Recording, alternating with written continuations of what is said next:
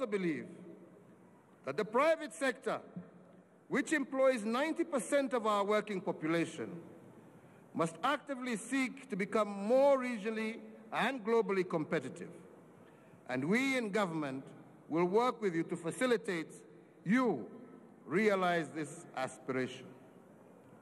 Through our frequent roundtable interactions, we have taken on board the pressing needs of our private sector and will continue to work together to address emerging issues.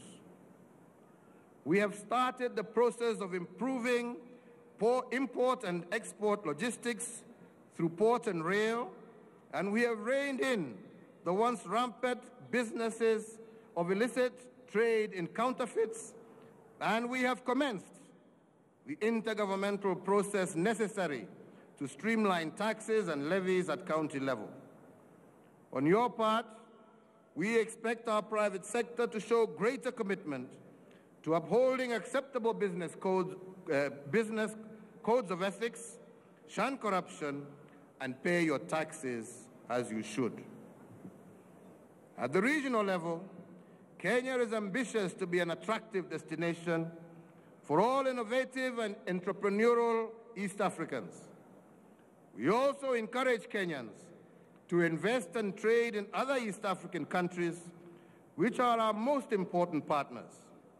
Kenya is a strong supporter of deeper regional integration in the East African community and Africa as a whole.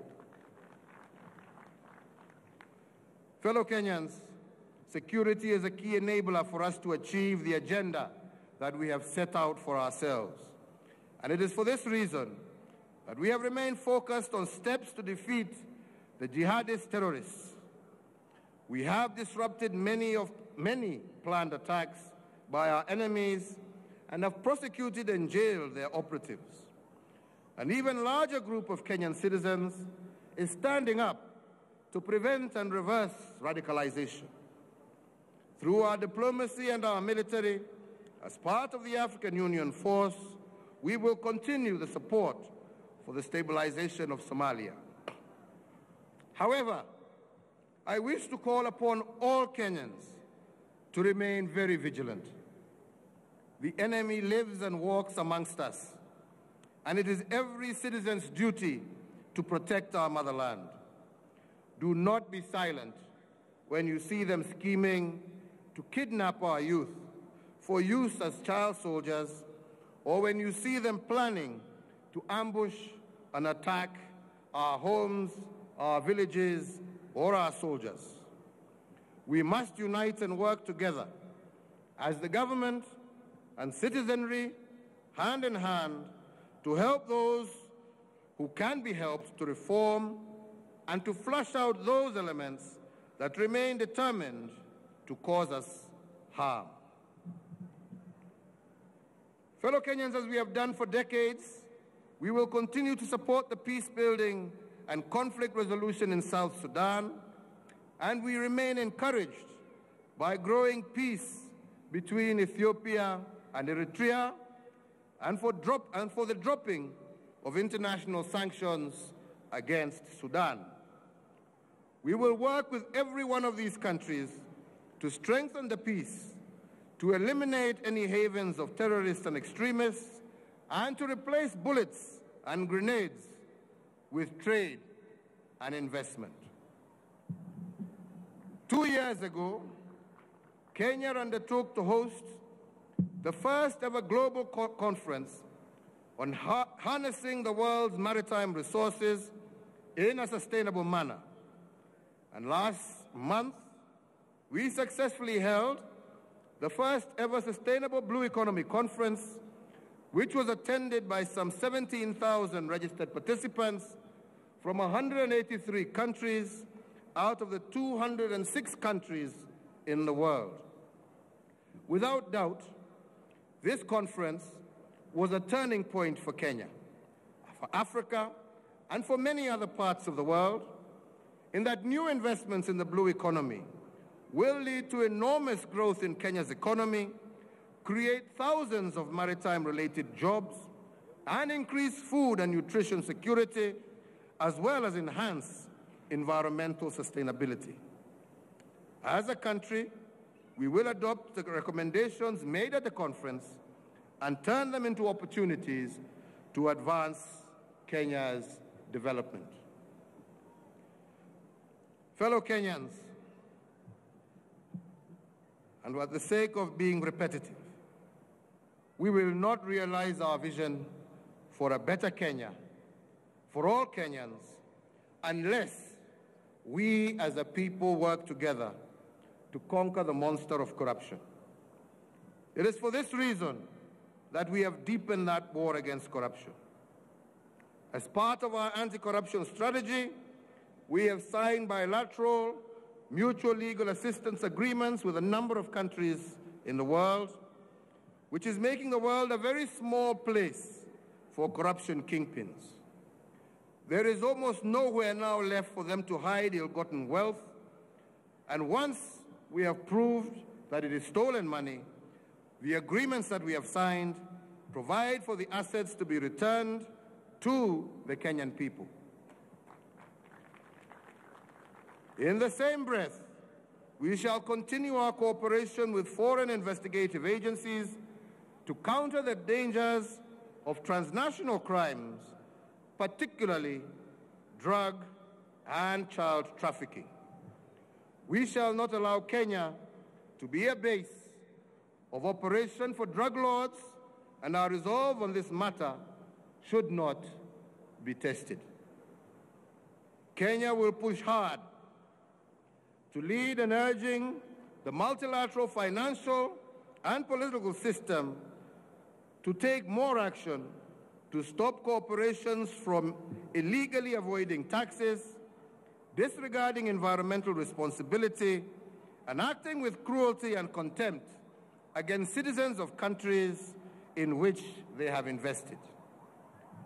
Here at home, I remain committed to strengthening governance institutions, entrenching the rule of law, and stamping out corruption.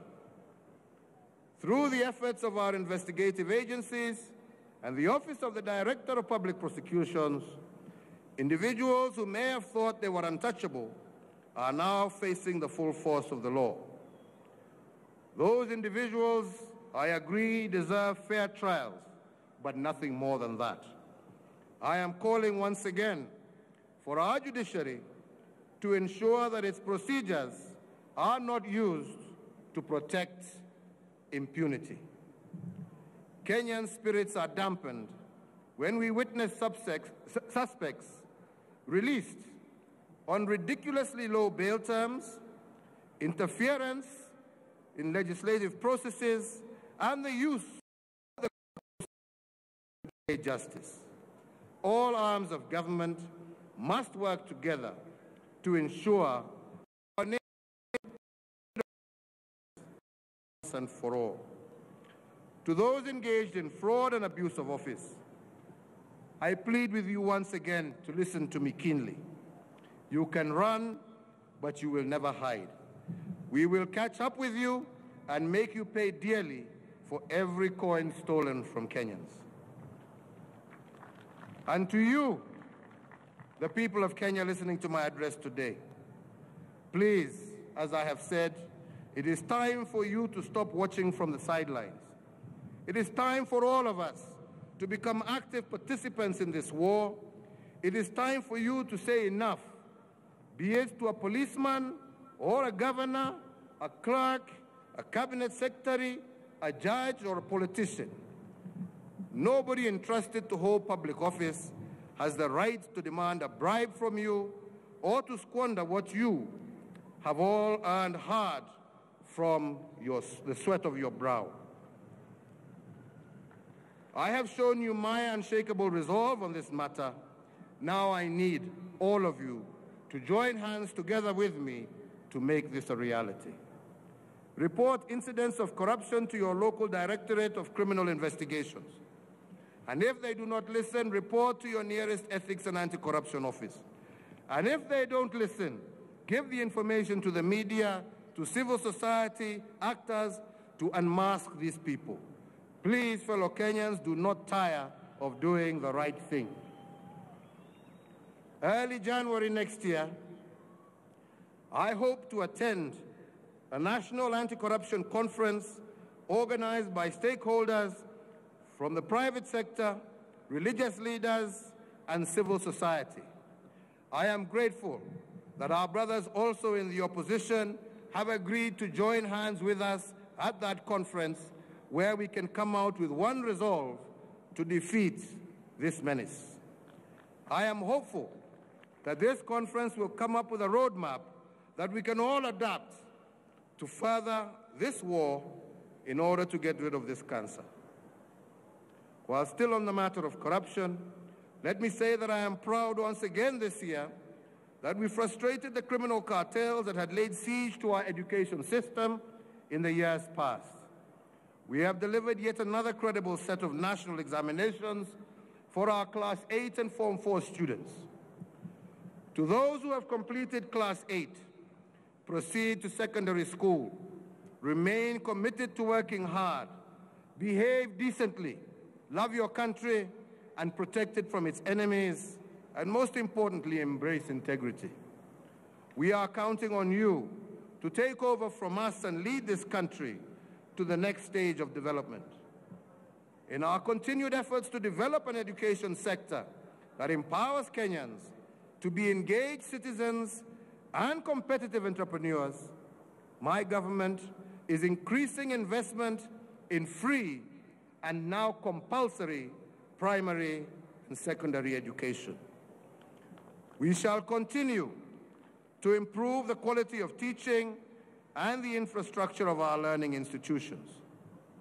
With government providing free education at the basic level, there is no reason for any child not to be in class. I expect all national and county government officials to shoulder full responsibility personally and collectively towards the achievement of our basic education policy goals, especially the 100% transition from primary to secondary schools. Following the conclusion of the selection of Form 1 students in 2019, I will hold education officials, chiefs, and assistant chiefs accountable for enforcing full compliance to this policy. Each of them must keep track of learners who sat for this year's KCPE within their respective jurisdictions and ensure that all of them report to secondary school. Let me now turn to our policemen and women. Building on the last 5 years of strengthening the National Police Service, from increased recruitment, training, to equipment, we have made a quantum leap in the hardware of our security services. However, for us to see a complete transformation of our police, we must also focus on the software. My administration has prioritized the improvement of the personal welfare of our police service, and I wish to assure Kenyans that we are firmly on course. Our new housing policy for uniformed officers has commenced, with disbursement of housing allowances underway. This will enable general duty officers to gain decent accommodation across the country. The goal of these reforms is to create a renewed policing regiment with a new generation of officers who are dedicated as well as motivated. Fellow Kenyans, let me end my address today by urging, especially our young people, to embrace once again the wisdom of our national anthem. Take the path of becoming patriots who work hard in unity to grow our country's leadership in every field of human endeavor.